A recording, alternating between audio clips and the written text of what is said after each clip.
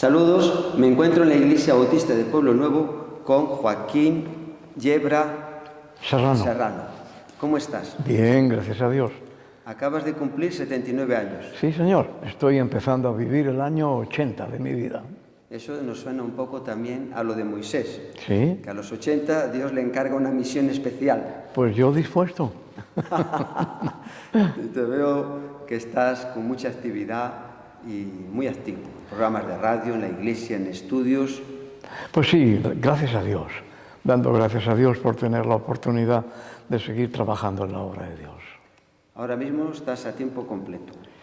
Sí, claro, porque ya estoy jubilado de mi trabajo secular. Durante los últimos 29 años fui profesor titular de lengua inglesa en el Centro de Estudios Universitarios Ramón Areces. Y ya jubiloso. Pero compaginando la iglesia que llevas de pastor, ahora has hecho 50 años, desde 1973 hasta ahora. Iniciamos la obra en el pueblo de Vallecas, en la villa de Vallecas, en el año 1973.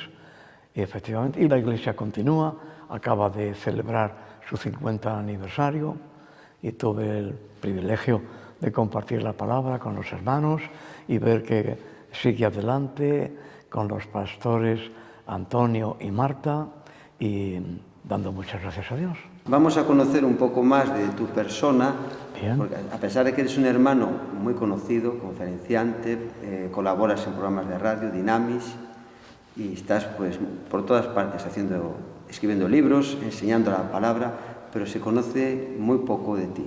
A veces como ya uno está ahí, que se le ve tanto, parece que no, pero hoy vamos a descubrir, nos vas a comentar cosas que van a ser de mucha bendición.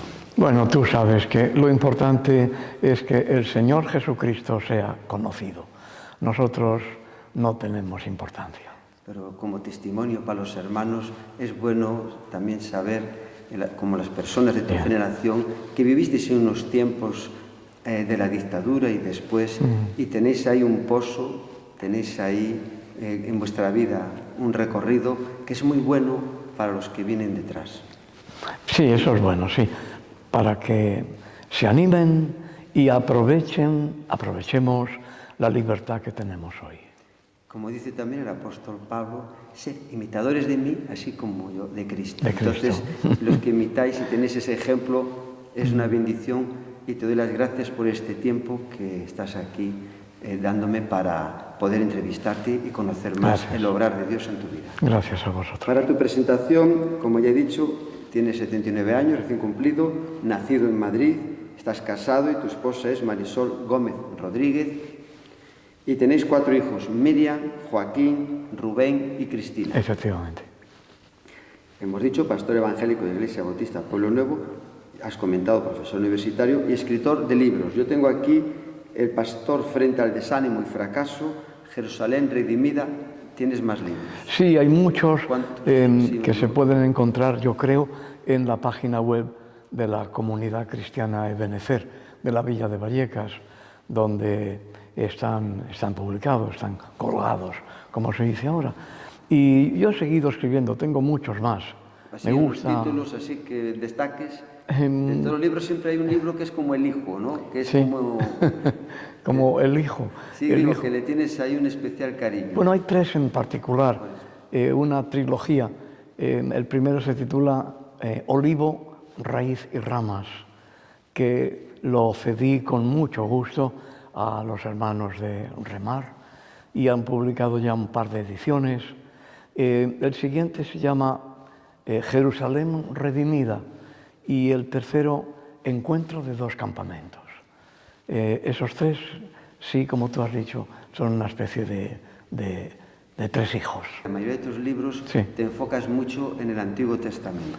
Igual que Jesús, es que no hay Nuevo Testamento sin Antiguo. Ahí está.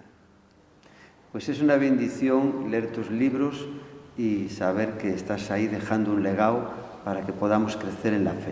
Amén. Como acabo de comentar, eres colaborador de radio con Dinamis, y ahí se emiten los programas que varios programas, Tú ahora estás haciendo Maravillosa Gracia. Bueno, estoy haciendo, primero de todo, los lunes por la mañana, a las 10, tengo un mini espacio titulado Madrid tiene 6 letras y hablo de un monumento, alguna viñeta de nuestra ciudad. Muy cortito, 8 o 10 minutos. Luego después hay un programa en directo que es Atrévete a preguntar. Y recibimos muchísimas llamadas por teléfono, mensajes en WhatsApp, de España y fuera de España, haciendo preguntas de la Biblia. Y en directo trato de dar una respuesta, hasta las 11 de la mañana. Después grabo un episodio en estos momentos de un trabajo que creo que es muy interesante sobre el agua y la Biblia. Son episodios de 25 minutos. Y luego de 1 a 2 de la tarde otro programa en directo que es A ras del suelo, programa antiguo que lo he hecho en varias emisoras antes de estar en Dynamis. Los jueves grabo el programa que has mencionado, Maravillosa Gracia, que patrocina esta congregación. Y de 1 a 2 en directo, los jueves tengo otro programa que se titula Shores, que es la palabra hebrea para raíces, raíces hebreas de la fe cristiana. Y entre medias también hago otras cosillas, ¿no? No paras. No. Estás ahí más que en casa. Eso dice mi esposa. Sí, que después estás con el pastorado de la iglesia, pastoreado, y o sea que estás muy activo y eres un ejemplo para otros que están pensando en retirarse. No, yo no. Con las botas puestas. No, cuando el Señor diga, hasta aquí. Muy bien. Claro. Gloria a Dios, como en Ebenezer, hasta aquí nos ayudó el Señor. Amén. Y además, en la obra del Señor siempre uno puede hacer algo. Si no puedes tener una parte activa, no sé, en el pastorado, en la radio o escribiendo, siempre puedes hacer alguna cosa. ¿Cómo surgió en tu vida esto de la radio? Pues surgió cuando yo era pastor de la iglesia Betel de la calle Tortosa, aquí en Madrid, la primera iglesia pentecostal de Madrid, fundada en el año 1927. Claro, yo en el 27 no estaba. Una iglesia que tenía mucha relación con los hermanos pentecostales de Suecia. Y un misionero de Suecia, de Ibra Radio. Ibra Radio es una organización de radio sueca pentecostal, International Broadcasting Radio Association. Y ellos me propusieron hacer un programa. No había ninguna emisora evangélica en España. Entonces llegaban programas del norte de África, llegaban de nuestro querido hermano Juan Antonio Monroy, llegaban por onda media, podíamos sintonizar Radio Transmundial desde Montecarlo, pero no había ninguna emisora cristiana en España, la península, efectivamente. Entonces ellos me propusieron hacer un programa que titulamos Momentos de Reflexión. Los hermanos de Suecia emplearon una fortuna porque los programas se emitían por Radio Intercontinental de Madrid y Radio Miramar de Barcelona. Y la tarifa que nos aplicaban era tarifa de publicidad. Era muy caro, evidentemente, pero los hermanos de Suecia no repararon en gastos y estuvimos bastante tiempo, años, con este programa, Momentos de Reflexión, y que dio mucho fruto. El Señor lo utilizó. Hubo muchos contactos, enviábamos gratis un Nuevo Testamento, tuvimos muchas conversiones, bautismos, fue un momento de un pequeño avivamiento. Y ahí empezó mi aventura de la radio y que continúa hasta el día de hoy. ¿Te cogiste gustillo? Mucho. Es que la radio se parece mucho a sembrar. Las iglesias se plantan, como tú sabes. El evangelio se siembra. Y el sembrador, la simiente, la lanza al viento. Y el viento es el que se encarga de depositar la simiente en los surcos. Y bueno, a veces el viento se lleva simiente mucho más lejos de donde tú pensabas que iba a depositarse. Y la radio funciona así también. Eso de proclamarlo desde las azoteas, como dice la Biblia, a mí me parece que es un anticipo a la radio. Muy bien. Es que es de mucha bendición oírte y saber que estás ahí dando tanta bendición y fruto. Bueno, el Señor. Sin el Señor no podemos hacer nada.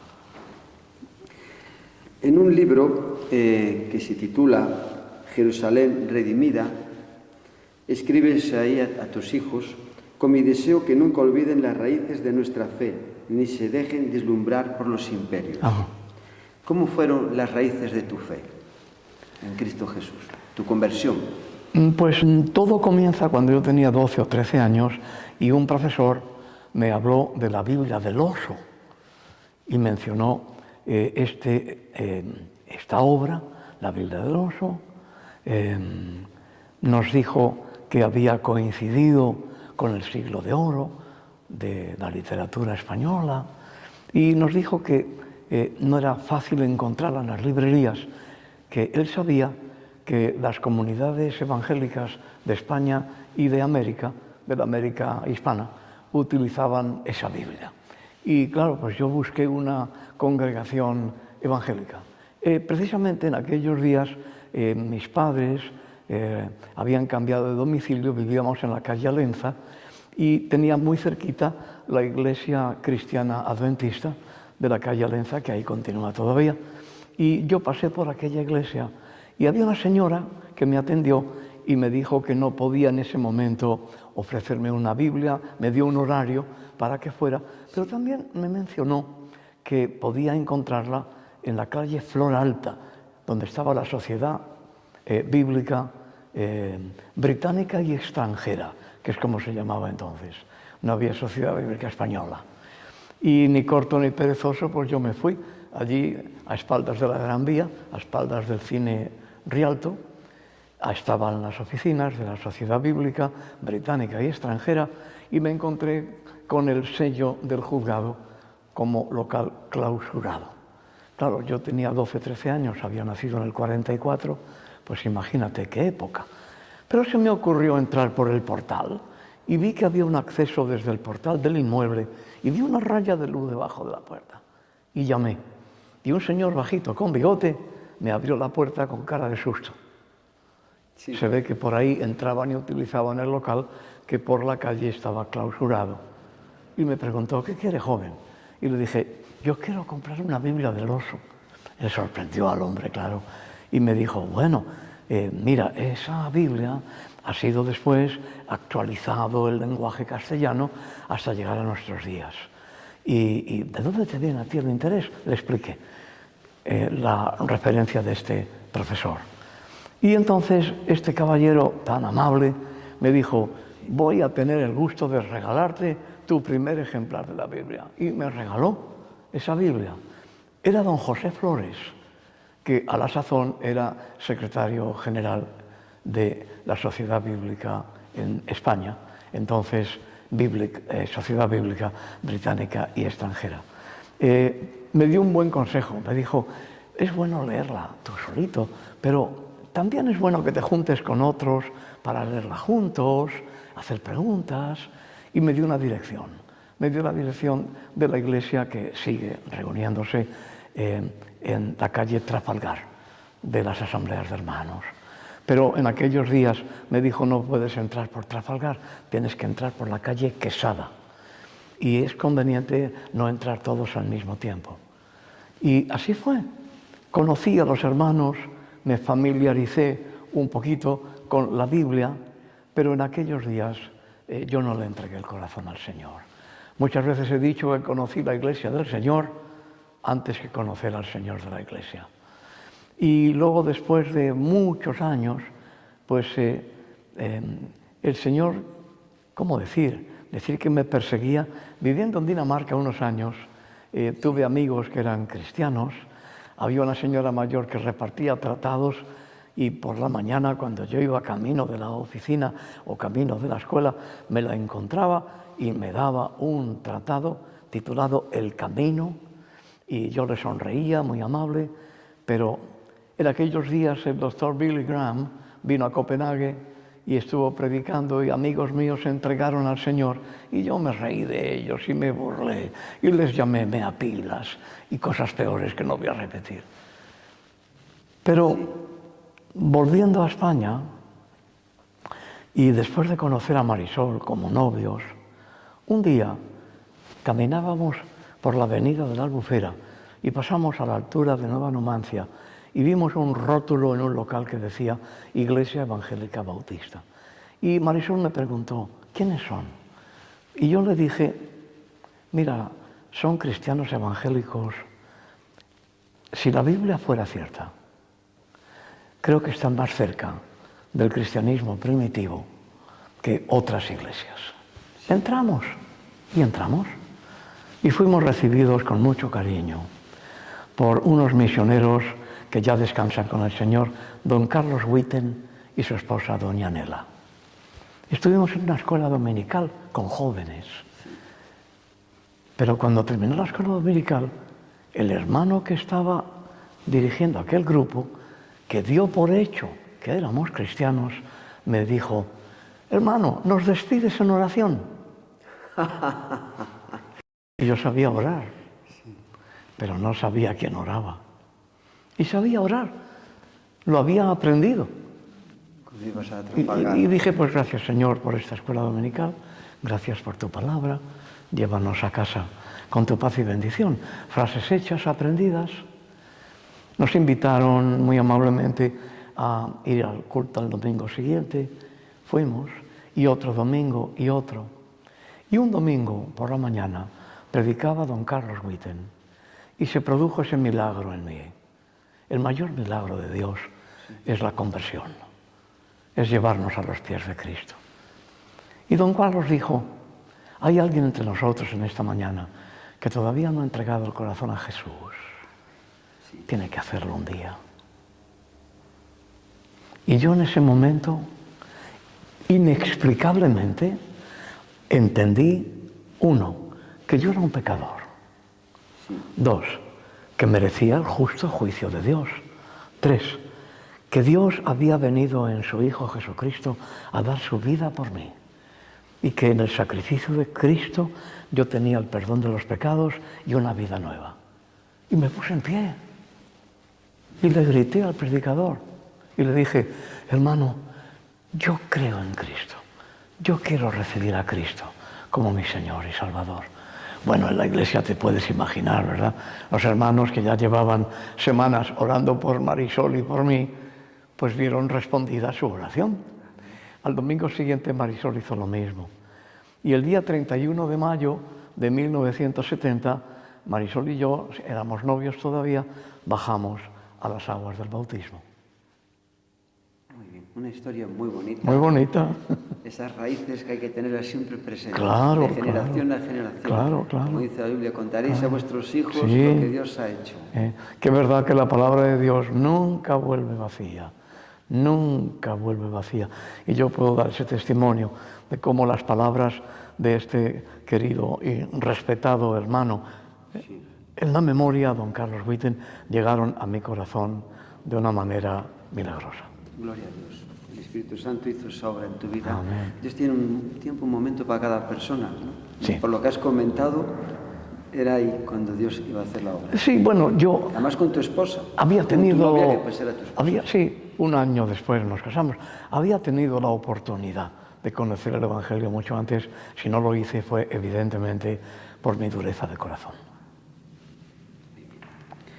Perteneces a una generación que tuvo que luchar y pasar muchas aflicciones, dificultades, como has mostrado unas pinceladas antes de tu conversión, porque te convertiste en 1970 con tu esposa en plena dictadura. ¿Cómo fue tu vivencia en la fe en esos tiempos? ¿Qué recuerdas? ¿Cómo...? Bueno, al haber conocido el mundo evangélico muchos años antes, pude comprobar muchos años antes las muy serias dificultades e incluso ciertos grados de persecución de los evangélicos. En nuestro caso, después del año 70, había ya un clima, digamos, de tolerancia en algunos círculos, mientras que en otros permanecía la intolerancia. Sí. había cosas muy curiosas. En Madrid había todavía algunos locales de congregaciones evangélicas que estaban clausurados. Y sin embargo, recuerdo en nuestro viaje de novios, recuerdo que pasamos unos días en Alicante. Habíamos estado primero en París, luego en Londres y luego teníamos ganas de agua y sol y pasamos unos días en Alicante. Y recuerdo que en la oficina de turismo de Alicante, la capital, estaban las direcciones y los horarios de los cultos evangélicos de la ciudad. Y en uno de los periódicos de Alicante, no recuerdo ahora mismo el título, aparecía incluso una reseña del sermón que había predicado el pastor Bautista. Entonces había unas diferencias tremendas en España, porque como todo dependía del criterio de los gobernadores civiles, había algunos que eran bastante abiertos, eran liberales, y por el contrario había otros pues, de la muy vieja escuela que sencillamente, con una sola palabra, eran fascistas e intolerantes. A pesar de la libertad de 1967 religiosa, En el que papel. se había aprobado, digo que no libertad... Tolerancia. Tolerancia. Entre comillas, tolerancia más que libertad. No. La libertad tiene que ser libertad de conciencia. Ni siquiera libertad religiosa solamente, sino libertad de conciencia. ¿Cómo estás viendo ahora estos tiempos, en este recorrido de 50 años en el Señor, de cómo cuando empezasteis? Ahora hay libertinaje, más, ahora parece que todo está abierto, ¿no? El abanico. Bueno, hay libertad y hay libertinaje, depende de cómo nosotros asumamos los grados de libertad que se nos dan. Yo personalmente soy de los que cree que la libertad auténtica nos la da Dios y lo otro son grados de tolerancia que se otorgan. Lamentablemente creo que no estamos sabiendo en una generalización, ¿no? No estamos aprovechando bien la libertad de que gozamos en estos días. Creo que no. Creo sinceramente que se ha producido una acomodación y hay una situación de calma chicha y no estando, porque no estoy en contra, podría estar en contra, de conciertos y de reuniones. Yo no creo, sinceramente, que me perdonen los que lo piensan de otra manera, yo les respeto con todo el corazón, yo no creo que eso sirva para evangelizar.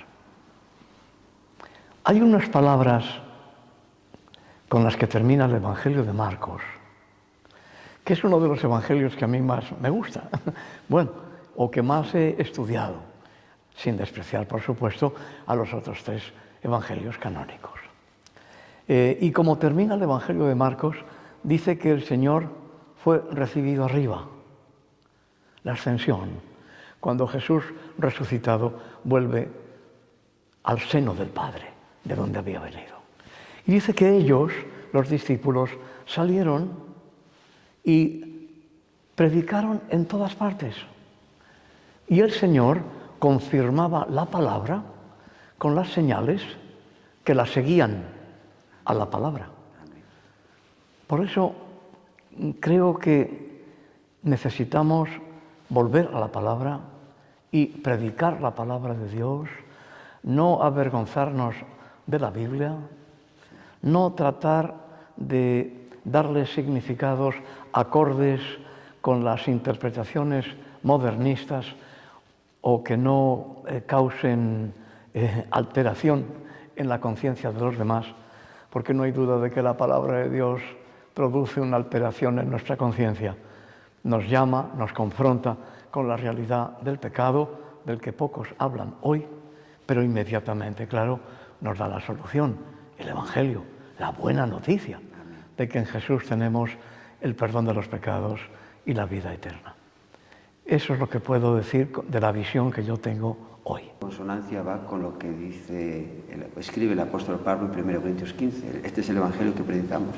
Claro, sí. Que habla, ¿no? Que Jesús fue entregado por los pecados, murió, resucitó. Hay un solo Evangelio, el Evangelio del reino, el Evangelio eterno, el Evangelio de Cristo, el Evangelio de la gracia. Ese es el Evangelio, la buena noticia de que en Jesucristo hay perdón de pecados y hay vida eterna con Dios.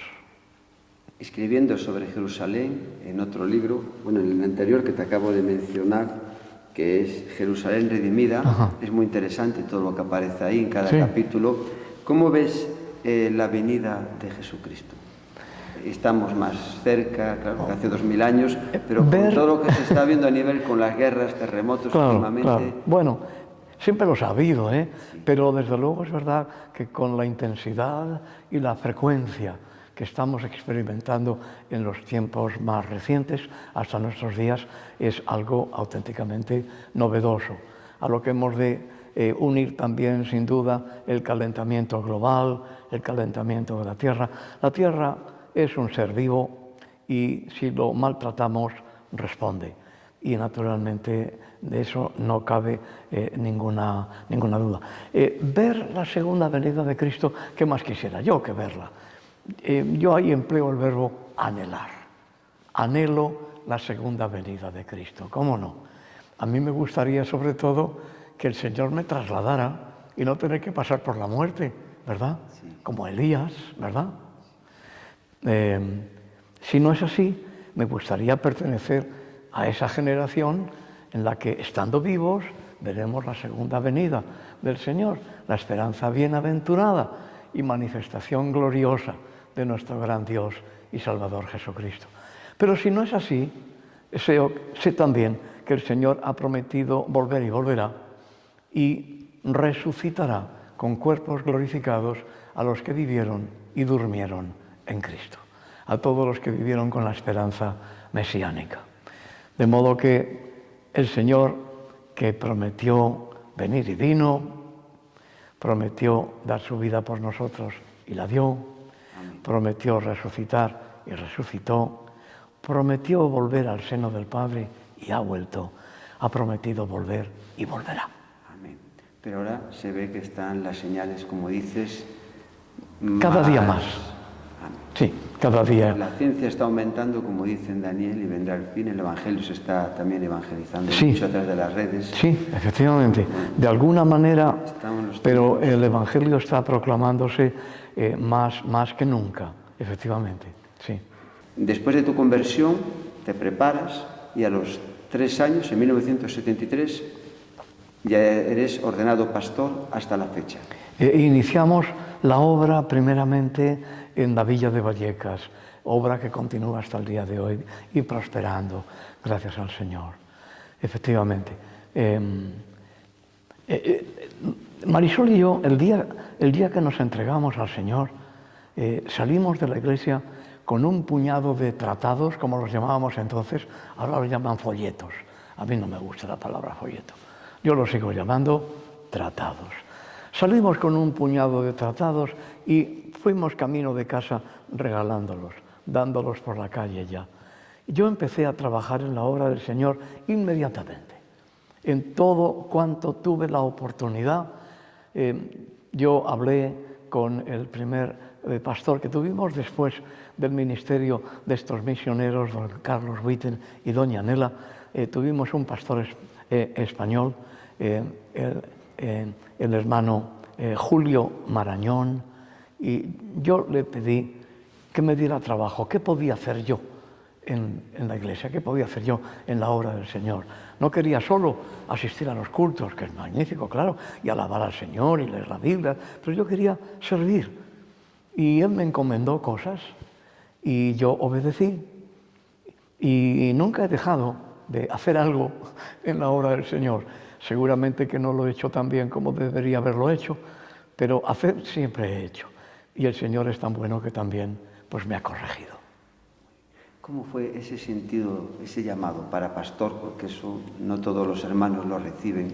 Pues es muy curioso porque recuerdo un culto en la iglesia bautista de Usera. Recuerdo que era la inauguración, la apertura de un coro unido, un coro de todas las iglesias bautistas de Madrid. Y los propios hermanos del coro me eligieron a mí para predicar en ese culto. ¡Qué privilegio!, ¿no? Bueno, pues compartí la palabra, con mucho temor y temblor. Recuerdo que tropecé al subir al estrado y se me cayeron las cuartillas que yo llevaba escritas y que no había numerado y que no me dio tiempo después a ordenarlas y tuve que aprender a predicar sin notas. Y recuerdo que al terminar aquel culto, al terminar la predicación, un hermano muy querido y respetado, que ya también descansa con el Señor, el pastor Simarro, me dijo: hermano Joaquín, usted será pastor un día. Y yo le respondí y le dije: no, pastor, no, hermano, no, yo lo que quiero es servir en la obra de Dios, pero pastor no creo, pero en lo que el Señor ponga delante para mí, para hacer. Cuando iniciamos la obra en Vallecas, y durante el primer año de vida de la iglesia allí en Vallecas, Comunidad Cristiana Ebenezer de la Villa de Vallecas, yo fui misionero. Yo me presentaba como misionero y había iniciado una obra. Y fueron los hermanos, después de transcurrido un año, cuando ellos me reconocieron como pastor. Gloria a Dios. Han pasado muchos años, has adquirido mucha experiencia, también se aprende de los errores, de los fallos, porque perfectos no somos. No. Y cuando más se aprende a veces cuando uno se equivoca. ¿No? Pues sí. Porque sí. dices, esto no hay que volver a hacerlo o esto hay que hacerlo de otra manera, ¿verdad? Sí. Entonces, eso te lleva con el tiempo, ¿no? Has escrito un libro en el 2019, no hace mucho, que es El pastor frente al desánimo y fracaso. Sí. Que son dos áreas que acechan, están siempre ahí en el ministerio de un pastor, que quiere pues alcanzar más personas para el Señor, que crezca la obra, ver el fruto, la madurez espiritual en los hermanos, que eso va muy lento. ¿Qué claves me puedes decir para los pastores que nos estén escuchando sobre esto del frente al desánimo y fracaso? ¿Cómo afrontarlo? Yo escribí ese libro pues porque tuve toda una serie de experiencias de conocimiento de hermanos y hermanas que habían pasado por tiempos difíciles y habían fracasado, entre comillas. Y traté de dar pues, mi propio testimonio realmente, explicando qué podemos hacer ante el cansancio y lo que algunos han llamado quemarse. Es una expresión que he escuchado muchas veces de hermanos que dicen: me he quemado.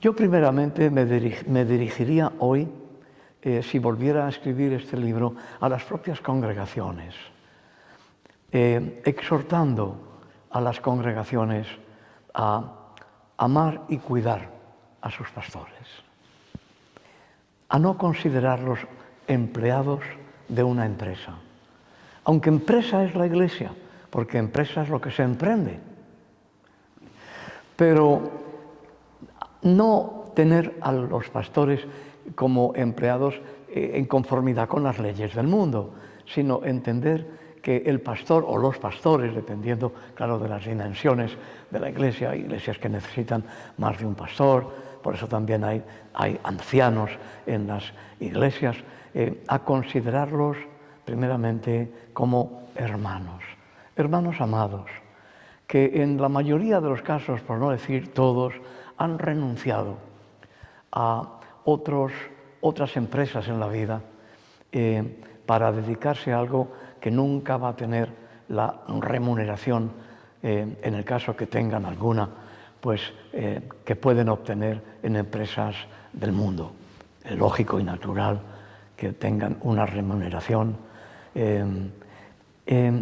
Y por lo tanto, esa consideración de hermanos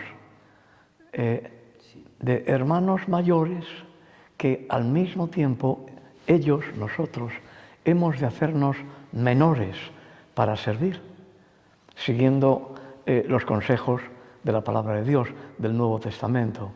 Hermanos entre los hermanos para servir, para ayudar, para consolar, para instruir, para acompañar. Nunca creernos nosotros en ser señores del rebaño, sino servidores. El servicio es lo que significa el ministerio.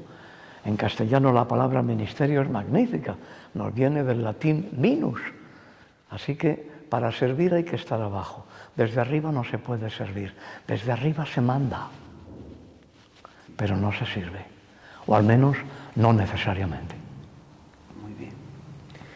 Un pasaje de la Escritura que haya marcado en tu vida, que tengas este pasaje, lo tengo siempre presente en mi vida, o dos, que sean claves en tu vida, que siempre los tienes en la mente, te han acompañado todos estos años.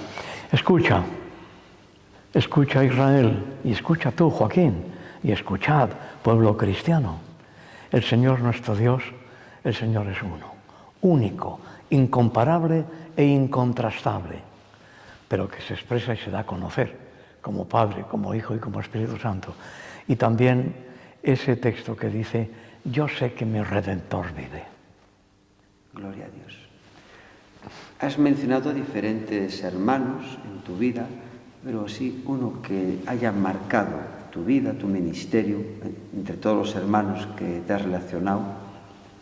Está cuando fuiste a comprar la Biblia, después otros nombres que has hecho referencia, que te vieron como pastor, pero algún hermano o hermana que en tu vida haya marcado de una manera, sin hacer de menos a los demás, simplemente... Claro, es muy difícil e inevitablemente, ¿verdad? Hacemos de menos a los demás al mencionar uno, pero quizás yo diría que la vida y la trayectoria que he seguido y que también he tenido el privilegio de tener amistad personal directamente con él, yo diría que conociendo además su vida y su testimonio y sus escritos, y haber tenido el privilegio también de sus enseñanzas y predicación, don José Cardona, que ya también descansa con el Señor.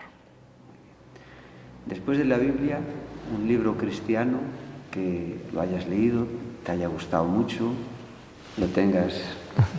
Hay un libro que leí muy joven y lo leí en lengua inglesa, porque yo estuve expuesto a la lengua inglesa desde que tenía 4 años y por lo tanto pues es parte de mi vida también. Y creo que tengo un grado bastante alto de bilingüismo. Y leí El progreso del peregrino de Juan Bunyan hace muchos años. Era muy jovencito. Para mí fue un libro de aventuras. No entendí el significado espiritual. Después de conocer el Evangelio, lo volví a leer. Y lo he leído y lo he releído muchas veces. Y tengo que mencionar otro, claro. Las colecciones de sermones de Spurgeon, Carlos Spurgeon. Muy bien. Ahora, para terminar, Joaquín, yo estaría contigo aquí, pues, horas y tendrías... Bueno. Te tengo en la radio, que ya... Te voy a aburrir. Es una bendición porque eres una fuente de sabiduría. No, y lo que compartes lo has vivido, no es algo ahí que está... No, tú lo has dicho al principio, son años y experiencia. Claro, cuando se llega a cierta edad, decir que uno no sabe nada, pues hombre, no es cierto. Uno sabe cosas, claro. No has tenido más remedio que aprender cosas. En la vida, o por las buenas o por las malas, aprendemos todos. Pero, ¿qué decir a los oyentes, a los televidentes? No sé quién eres. No sé si eres un varón o una mujer. No sé dónde te encuentras. No sé tu circunstancia.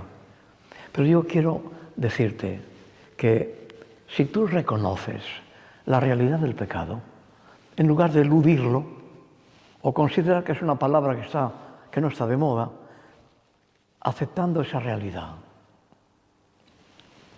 y yendo a Jesús de Nazaret, el que dio su vida por ti, por mí y por todos, vas a encontrar el perdón y la vida eterna.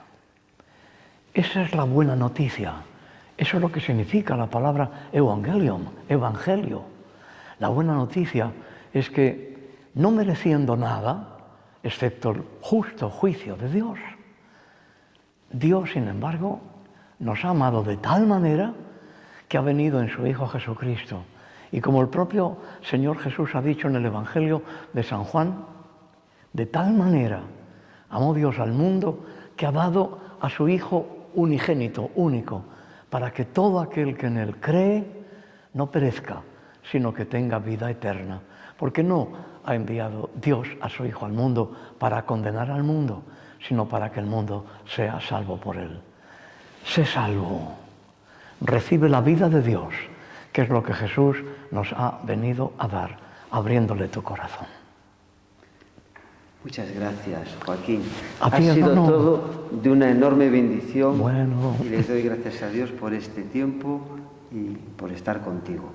Igualmente te digo, hermano, para ti y para la hermana que nos ha acompañado manejando las cámaras.